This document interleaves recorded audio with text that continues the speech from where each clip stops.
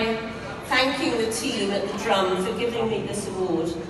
I can honestly say that the call from Sonu confirming it wasn't a hoax was one of the most unexpected things that's happened in my career. I'm very, very proud to have been singled out in this way. The opportunity to speak to you all tonight has prompted me to think back on my wonderful career, which I hope isn't over quite yet. Something slightly alarming about winning a Lifetime Achievement Award. I don't want it all to be over. But what has come in flooding back so clearly are the incredible people that I've worked with and the brands I've been lucky enough to think about and influence. Brands give voice to people's hopes and dreams, their funny foibles and contradictions, and most importantly, with their huge scale and reach, brands and marketing can help to change the world. I have always felt that the work I was involved in mattered. However, it is the discipline and practice of marketing that has held me in good stead.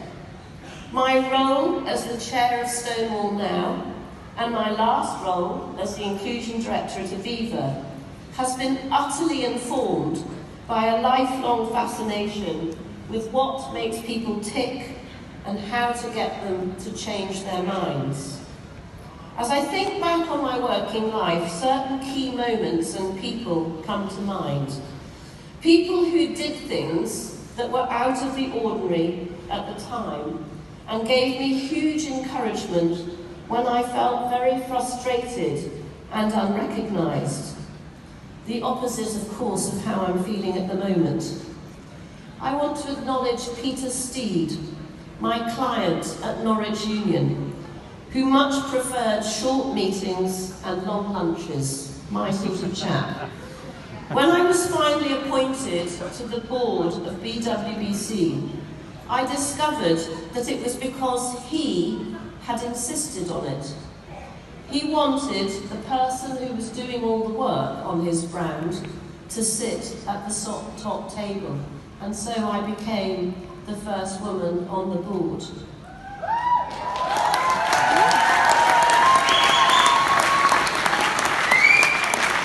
My very first business partner was Kathy Aldridge.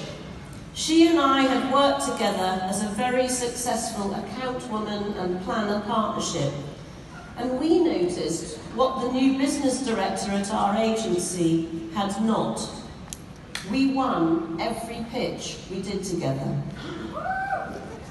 As has already been mentioned, I lost my job when I was unceremoniously sacked whilst on maternity leave. Kathy left a very lucrative and good job at United Distillers to start Blue Door with me. We loved working together. We were tired of not being valued and not being paid properly for what we did. And we knew that if we did good work, we would make money. And we reckoned we'd have more fun running our own show. I want to thank Kathy for taking that risk and teaching me how to think of my career completely differently. Chris Jansen was my boss at British Gas when I was working as the interim marketing director. And in fact, he was the first boss I ever told I'd fallen in love with a woman. He didn't bat an eye, although I do recall there was a slight raising of the eyebrow. But apart from not being homophobic, which I'm afraid doesn't really deserve my thanks, he did something else rather more remarkable. 2 months into my interim assignment, he asked me to see him. "What do you think of what you're being paid?" he said. "Because I don't think you're being paid enough. I want to suggest we pay you 30% more. Are you okay with that?" Yes. That is the only time I have been given a significant pay rise without asking for it. And of course I have to thank Amanda Mackenzie, who's already been mentioned tonight, who consistently gave me responsibility for things I had never done before. And she encouraged me to do what was right, not what was easy. But I want to conclude by talking about my real lifetime achievement.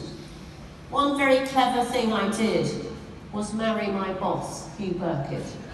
It was a little career limiting, as has already been mentioned, but it did produce two wonderful sons, Charlie and Daniel Burkitt, who are here with me tonight.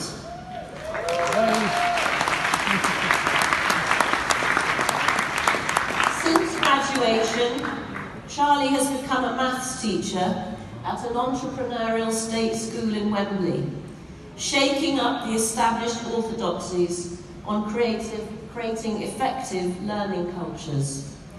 Daniel is an aspiring and immensely talented copywriter studying at the School of Communication Arts in Brixton. He will hate me saying this, but you might want to know he's looking for an internship starting in July.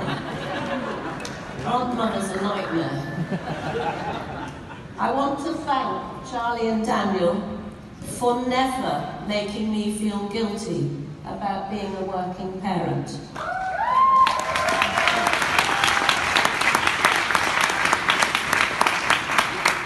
Believe me when I tell you that they have seen me stumble as well as succeed.